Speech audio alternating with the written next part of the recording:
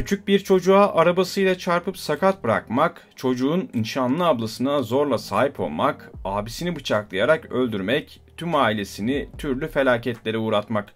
Zengin çocuğu karakteriyle birçok kişinin nefretini kazanan Aile Şerefi filmindeki Oktay'ın arkasındaki asıl suçlu ona tüm tavizleri veren babasıydı aslında.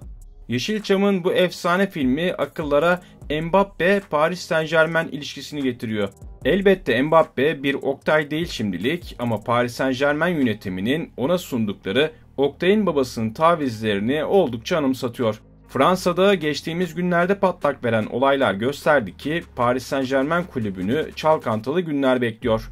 Normal şartlarda Fransa Ligi şampiyonluğuna kesin gözüyle bakılan ve sezona beklendiği gibi rahat galibiyetlerle başlayan başkent ekibinde Mbappe-Neymar gerilimi daha ilk maçtan kendisini hissettirdi. Hatta Mbappe ve diğerleri desek abartmış olmayız. Montpellier karşısında kazanılan penaltı atışını kaleciye nişanlayan Mbappe, ilk yarının sonlarında kazanılan ikinci penaltıyı da kullanmak istemiş ama kendisinden önce davranan Neymar atışı kullanıp gole çevirmişti. Gol sevincine katılmayan Fransız yıldızın oyunun geri kalanında bu duruma sinirlendiği gözlerden kaçmadı.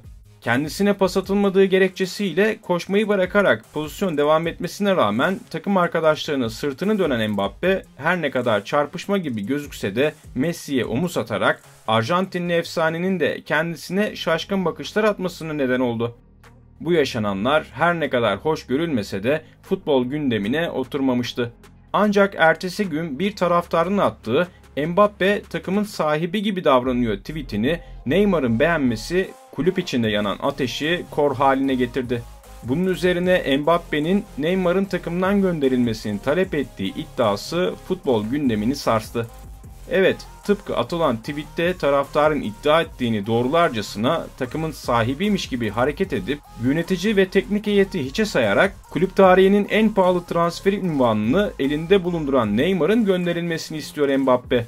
Kendisinden daha kariyerli iki oyuncu kadroda olmasına rağmen ikisinin varlığından da rahatsızlık duyduğu her halinden belli oluyor. Mbappe'yi bu hale getiren de Paris Saint-Germain yönetimiydi aslında.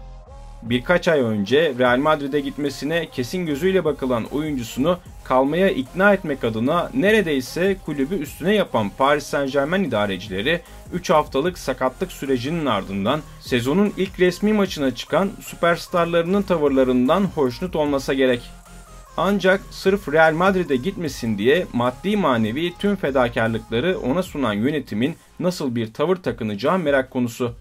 Öylesine büyük meblağ ve yetkilerle gelmiş geçmiş en iyi futbolcu olarak gösterilen Lionel Messi'nin bile gölgede kalmasına yol açan Mbappe'ye ceza vermek pek olası gözükmüyor.